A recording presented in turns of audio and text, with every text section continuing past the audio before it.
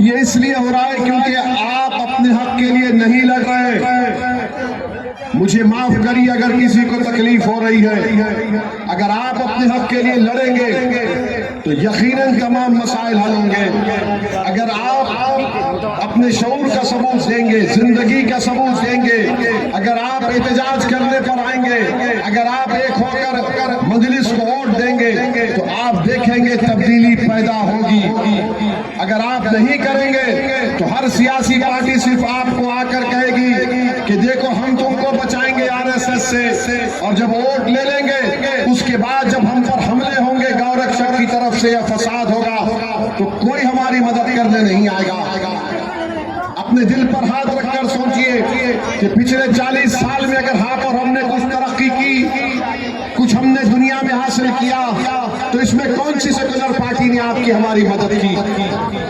नेता तो बना दिए जिनकी जबानों पर ताला लगा हुआ है, इलेक्शन जीत कर आ गए मगर विधानसभा में गूंगे और अंधों की तरह बैठते हैं, बहरों की तरह बैठते हैं। इनमें इतनी जरूरत नहीं है कि खड़े होकर मिल्लत मजलूमा की तकलीफ को बयान कर सके। मेरे भाई, आपको एक हरकियाती लीडरशिप की जरूरत है जो आपके दिल की, जज्बात की, आपके मसाइल की सही तर्जुमानी कर सके। मैं आपसे वादा कर रहा हूं कि आइए मजलिस का साथ दीजिए। हम तुम्हारे दिल में छुपे हुए ख्वाबों को, अरमानों को पूरा करने के लिए तैयार हैं, मगर अगर आप जो हरकत आपको करना पड़ेगा, और सिर्फ हरकत एक ही करना है कि चुनाव के दिन, मतदान के दिन जहां पर मजलिस का कैंडिडेट होगा वहां पर पतंग छाप पर आप बटन लगाकर बता दीजिए इन तमाम सियासी पार्टियों को कि अब हम और तुमको बर्दाश्त करने के लिए तैयार नहीं है। मैं पिछले 25-30 साल से सुन रहा हूं एम वाई। वाई को फायदा हुआ, एम को क्या फायदा हुआ मुझे बताओ। एम वाई के नाम पर सिर्फ वाई की बात होती है।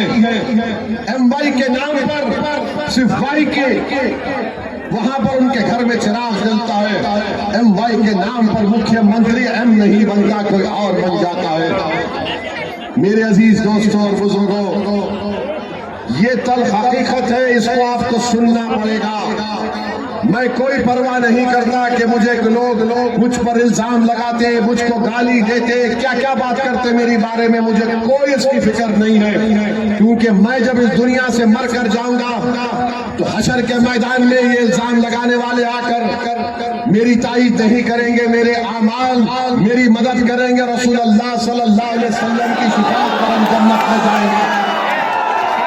याद रखो, अगर हम दुनिया में हैं तो हमको ये देखना जरूरी है कि हम किसके लिए काम कर रहे हैं। कहीं ऐसा तो नहीं है कि 15 साल हमने राजद को यहाँ का बिहार का इक़्तिदार दिया, 20 साल नीतीश कुमार मुख्यमंत्री रहे। बताओ फिर कौन सी ऐसी चीज हुई? एक मामूली साली का मुस्लिम यूनिवर्सिटी का सेंटर है किशनगंज में, वो दम तोड़ रहा है, उसको मदद नहीं कर सकता कोई। बताइए फिर क्या होगा? अगर आप खुशफहमी का शिकार है, याद रखो जो कौम सो जाएगी फिर वो अगर सो गई तो सुबह क़यामत में जब सूर फूका जाएगा तो उसी वक्त बेदार होंगे। ये वक्त है बेदार होने का। जिंदगी का सबूत दीजिए और हरकत करिए। नौजवानों, मैं तुमसे अपील कर रहा हूँ, मैं तुमको दावत दे रहा हूँ, तुमको रिक्वेस्ट कर रहा हूँ, तुमसे इल्तिजा कर रहा हूँ, तुम आगे बढ़ो। क्या तुम तेजस्वी के तरह चीफ मिनिस्टर नहीं बन सकते? मुझे बताओ, क्या तुम में काबिलियत नहीं है? कितने लोग यहाँ पर पढ़े लिखे? हाथ उठाओ।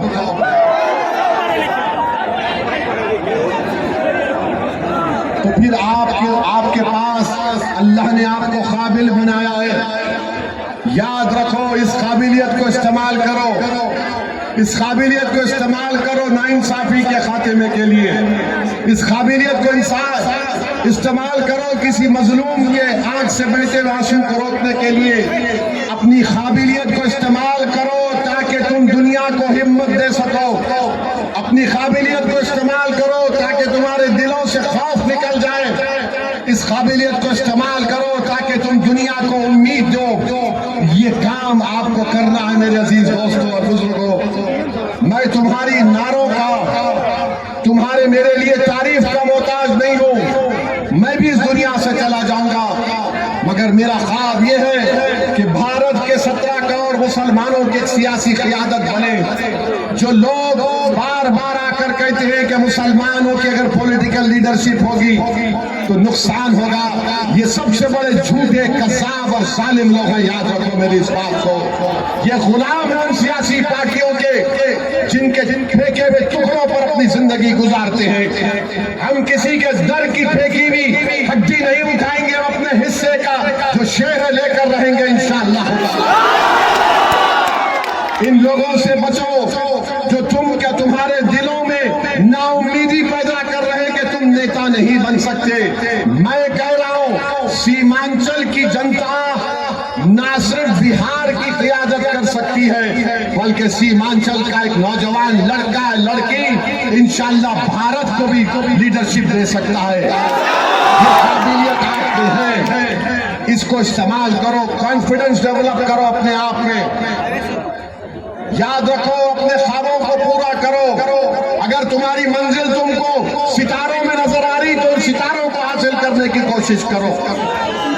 मेरे अजीज दोस्तों और बुजुर्गों, अल्लाह की जात पर अटूट भरोसा करो और तवक्कल करो।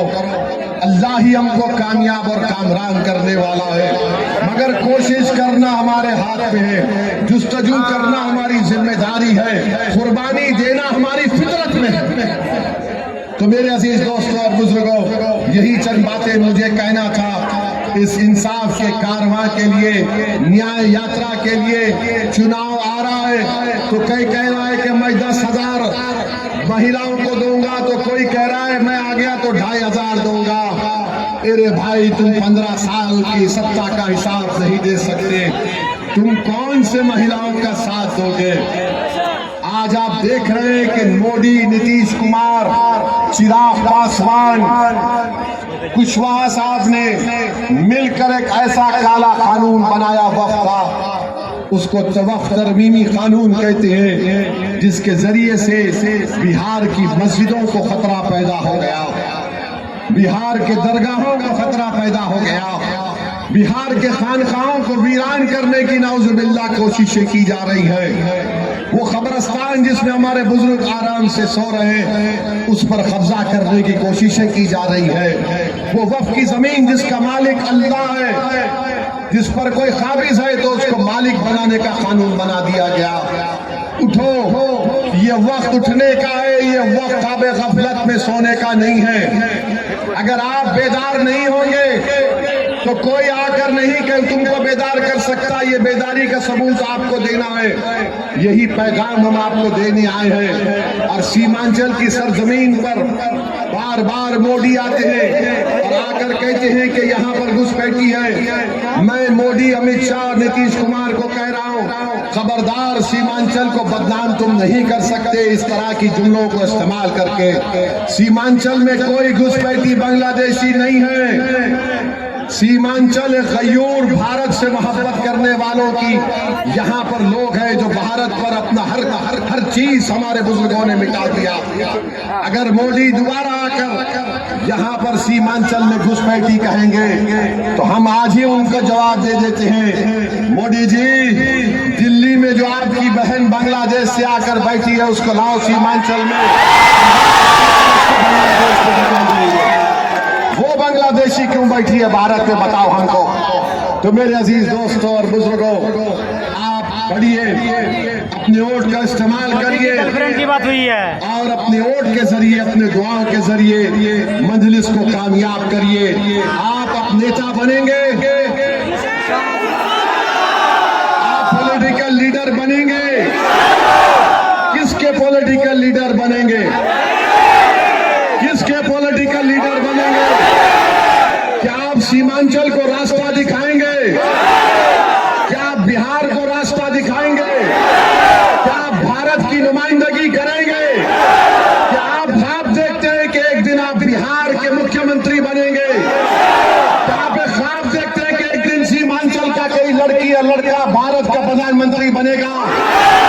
तो ये ख्वाबों को पूरा कैसे करोगे? नारों से ख्वाब पूरे नहीं होंगे, मेहनत से होंगे, कुर्बानी से होंगे, अमल से होंगे, इत्तेहाद से होंगे और इलेक्शन के दिन वोट डालने से होगा। और याद रखो, हमारे जाने के बाद शैतान के एजेंट आएंगे,